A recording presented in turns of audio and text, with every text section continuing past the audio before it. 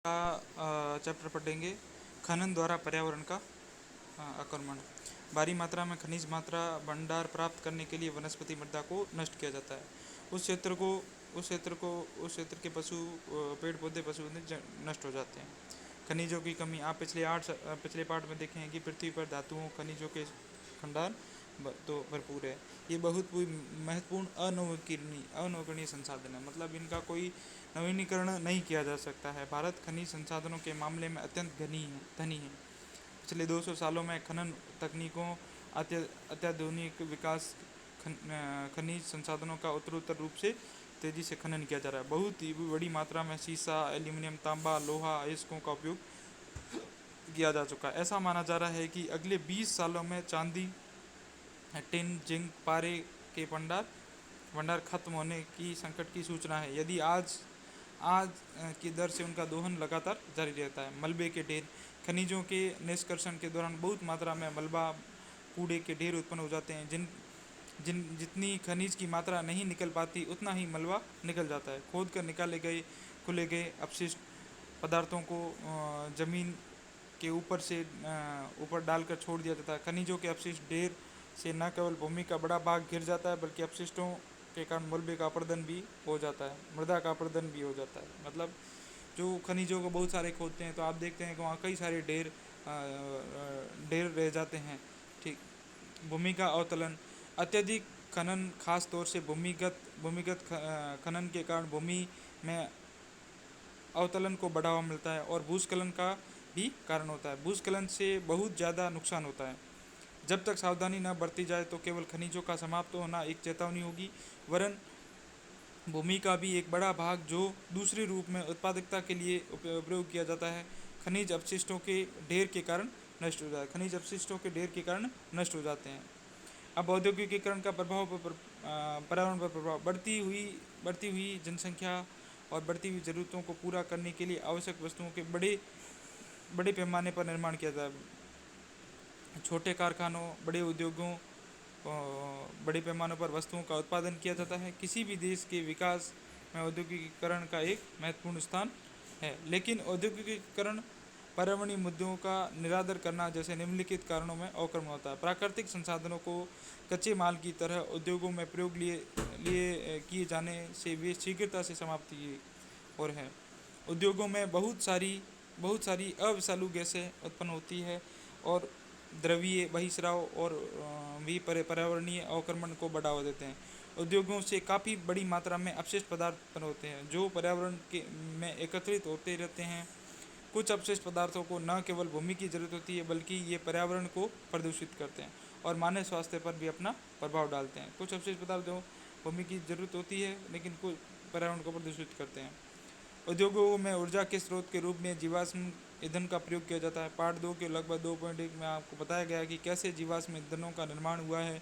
जीवाश्म ईंधन के तीव्रता के बढ़ते उपयोग के चलते उनका भंडारण समाप्त हो जाएंगे, क्योंकि उनके सीमित भंडार है और अनवीकरणीय है। लेकिन जीवाश्म ईंधनों के जलने से CO2 गैस निकलती है, जिससे भूमंडलीकरण उष्मण होता है, जिसके बारे में आप पाठ में पढ़ेंगे। आधुनिक कृषि का पर्यावरण पर प्रभाव, खाद्य उत्पादन में बढ़ोतरी और आत्मनिर्भरता प्राप्त करना एक महत्वपूर्ण लक्ष्य है। दुर्भाग्यपूर्ण गहन कृषि पर्यावरण के लिए गंभीर क्षति को बढ़ावा देती है। उनमें कुछ नीचे दिए गए हैं। अधिक से अधिक खाद्यान्नों को उगाने के लिए वनों को खेती के लायक भूमि के रूप में बदला जा रहा है। वनों को खेती के लायक भूमि, अत्यधिक सिंचाई और जल भराव के कारण पानी की निकासी से ठीक ढंग से काम नहीं करते। कृषि रसायनों द्वारा प्रदूषण, अब कृत्रिम उर्वरक है, जो मतलब जो खाद है, कृत्रिम खाद, जिसके इस्तेमाल के कारण गंभीर पर्यावरणीय समस्या उत्पन्न हो रही है। उदाहरण के लिए खेतों में इस्तेमाल के उर्वरकों को पानी में बहाव के साथ झीलों और नदियों में बहा ले जाता है, जिसके कारण प्रदूषण होता है। ये कृषि रसायन मृदा के भीतर रिस कर चले जाते हैं और भूमिगत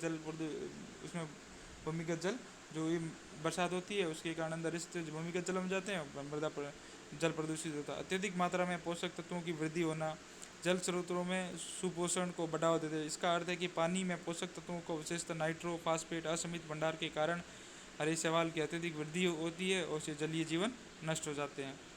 कीटनाशकों के प्रयोग से न केवल कीट जो फसल को नष्ट करते हैं मरते हैं, बल्कि बहुत से कीट ऐसे भी मर जाते हैं जिन्हें जहाँ तक जहाँ तक कुछ कीटों की उपयोगी प्रजातियाँ जैसे परागकण करने वाले पक्षियों और पादप बीजों और इधर उधर बिखरने में के लिए मदद मिलती है। कीटनाशक एक जगह पर एकत्रित हो जाते हैं, उनकी सांद्रता खाद्य श्रृंखला बढ़ती जा रही है और अविषालु स्तर जैसे अंडे, दूध, अन्य अन्य खाद्य फसल वस्तुएं एकत्रित होती है, जैव विविधता होती है। अब कृषि उद्योग अपशिष्ट उत्पन्न होते हैं।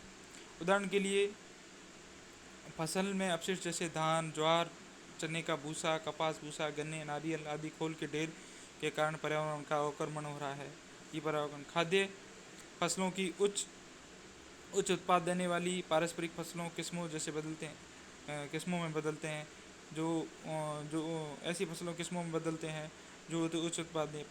पारंपरिक कृषि फसली पद्धति भारत है। इसका अर्थ है कि खाद्य फसलें, चारा, जलावन, ईंधन प्रदान को एक साथ उगाया जाता है। यह पद्धति एकल कृषि से बदल दी गई। इसका अर्थ है कि एक ही प्रकार की फसलें, उदाहरण के लिए गेहूँ आदि खेत में उगाई जाती है, जिससे विशिष्ट प्रकार के पोषक तत्वों के कारण उस मिट्टी को अन्य फसलों में उगाने के लिए सक्षम नहीं होती, इसे दोबारा काम में लिया जा सकता है। अब उत्तर दीजिए, रासायनिक कीटनाशकों को हानिकारक क्यों माना जाता है? उन कीटों को क्यों मारते हैं और फसलों को नष्ट करते हैं? क्योंकि वो कीट फसलें हैं जो फसल को नष्ट कर देते हैं, ख़त्म हो जाती है, इसलिए उन कीटों को मारा जाता है। रासायनिक कीटनाशकों को जब उन कीटों को मारते हैं, अब ऐसे वो जो कीटनाशकों को मारते हैं वो मानव के स्वास्थ्य पर भी बुरा प्रभाव डालते हैं। ठीक है। रासायनिक उर्वरक जो खेतों में प्रयोग किए जाते हैं जल स्रोतों में कैसे हो जाते हैं? एक तो बरसात आती है तो नदियों में बहकर चले जाते हैं। दूसरा, जो भूमिगत जल स्रोत हैं उनमें भी क्या होता है, जो पानी में रिस कर नीचे चले जाते हैं, इसके कारण वो रिस कर धीरे धीरे पानी, जैसे जैसे पानी बरसातें होती है, पानी रिस कर नीचे भूमिगत जल स्रोतों में चला। आधुनिक कृषि का पर्यावरण पर प्रभाव पड़ने वाले 3 आधुनिक कृषि का, जैसे उत्तम फसलों का, और ज़मीनें बंजर होती जा रही है, और इसे स्वास्थ्य पर भी ज़्यादा उत्पादन बढ़ाने के लिए कई कीटनाशकों का प्रयोग किया जाता है, जिससे मानव स्वास्थ्य पर भी प्रभाव पड़ता है। और इससे जो कीटनाशक है जलों पानी में बहकर चले जाते हैं, जिससे वो पानी प्रदूषित हो जाता है। ठीक है। अशहरीकरण और एक वो जो अत्यधिक पानी होने के कारण शैवाल बह जाते हैं, जो उनके जलीय जीव नष्ट हो जाते हैं। शहरीकरण और पर्यावरण। शहरीकरण एक नगरीय जीवन है। अधिक से अधिक लोगों को गांवों से शहरों की ओर काम की खोज में आ रहे हैं, और शहरी स्थानांतरण आंशिक रूप से जनसंख्या बढ़ने और गांवों में गरीबी के कारण होता है। शहरीकरण का अर्थ शहरों में लोगों की स्थायी आबादी और इसका परिणाम अवक्रमण विभिन्न तरीक़ों से होता है। औद्योगिकीकरण ने बहुत सारे नए नए रोजगारों का रास्ता खोला है। उद्योगों के कारण बहुत से ग्रामीण युवक शहरों में आने के लिए आकर्षित होते हैं, और उनका स्थानांतरण संचार के साधनों और यातायात सुविधाओं के बेहतर होने के कारण हो जाता है। शहरों की वृद्धि से पर्यावरणीय संसाधनों की मांग के कारण निम्नलिखित बदलाव को बढ़ाया जाता है। उपजाऊ भूमि को घर, उद्योगों, सड़कों, अन्य सुविधाओं के बनाने के कारण खो देना। जल आपूर्ति तंत्र को विकसित करके पीने के पानी और अन्य घरेलू कामों के लिए पानी मुहैया कराने के लिए विकसित करना पड़ता है। बढ़ती शहरी जनसंख्या के लिए पानी की मांग काफ़ी बढ़ी है। इसका परिणाम है कि पानी की उपलब्धता की कमी बहुत ज़्यादा हो गई है। उद्योगों, जिन्हें आवश्यक वस्तुओं को शहरी जनता को उपलब्ध कराने के लिए स्थापित किया गया था, पर्यावरणीय प्रदूषण को बढ़ा रही है। शहरों में उद्योगों, बसों, ट्रकों से निकलता काला धुआं वायु प्रदूषण का कारण है। बड़ी मात्रा में कूड़ा करकट उत्पन्न हो रहा है, उसका ठीक ढंग से निपटान नहीं किया जा रहा है। इसके परिणाम स्वरूप कूड़ा करकट इधर उधर बिखरा पड़ा है, उसको हटाया नहीं जाता है। घरेलू और औद्योगिक बहिस्रावों को नदियों और झीलों में डाला जाता है। उच्च शोरगुल स्तर शहरी वातावरण का एक सामान्य लक्षण है। शहरों में लोगों की निरंतर बढ़ती भीड़, आवासों की कमी के कारण झुग्गियों और आबादकार क्षेत्रों का विकास हो रहा है। झुग्गी झोपड़ियों में अपर्याप्त सुविधाएं और मूलभूत सुविधाओं की कमी के कारण उच्च परिस्थितियों का सामाजिक विकृतियां, अपराध बढ़ रहे हैं। शहरों में पानी की कमी क्यों हो रही है? शहरों में पानी की कमी क्यों हो रही है? क्योंकि जनसंख्या बढ़ रही है, उतनी जितनी मात्रा में भूमिगत जल स्रोत है उसी उसी अधिक मात्रा में उपलब्ध बढ़ी हो रही है। और पानी जो निरंतर है अत्यधिक यूज उपयोग के कारण उसमें कमी आ रही है। खनिज और धातुएं प्राकृतिक रूप से कहाँ मिलती है, अपने भूमि से, ठीक है, भूमि से मिलती है। खनन का एक कारण बताइए। खनन का कारण अत्यधिक जनसंख्या को संसाधनों की पूर्ति के लिए खनन खनन किया जा रहा है। एक प्राकृतिक संसाधन का जो औद्योगिकीकरण, पेट्रोल है, औद्योगिकीकरण के समाप्त हो रहा है। पेट्रोल डीजल है और कोयला है, ये सब जो तुमचा समाप्त हो रहा है। अब पर्यावरणीय विक्षोभ है, पर्यावरणीय अवरोध। आप भली भांति जानते हैं कि मनुष्य में विभिन्न प्रकार के क्रियाकलापों द्वारा पर्यावरणीय विनाश हो रहा है। बाढ़, सूखा, अम्ल वर्षा, तेल रिसाव जैसी घटनाएं आमतौर से होती है। ये पर्यावरण के प्रति मनुष्य की लापरवाही और निर्दयता का परिणाम है। वन्य जीवों और उनके आवास का नष्ट होना, कुछ प्रजातियां चीतों का विलुप्त होना है। भोपाल गैस त्रासदी, पर्यावरणीय प्रत्युत्तर। विश्व स्तर पर भूमंडलीय उष्मन ओजोन परत का अपक्षयन की समस्या मानव स्वास्थ्य के कल्याण के लिए गंभीर खतरा है। स्थानीय अवरोध, ठीक है। अब आगे का चैप्टर आगे पढ़ेंगे।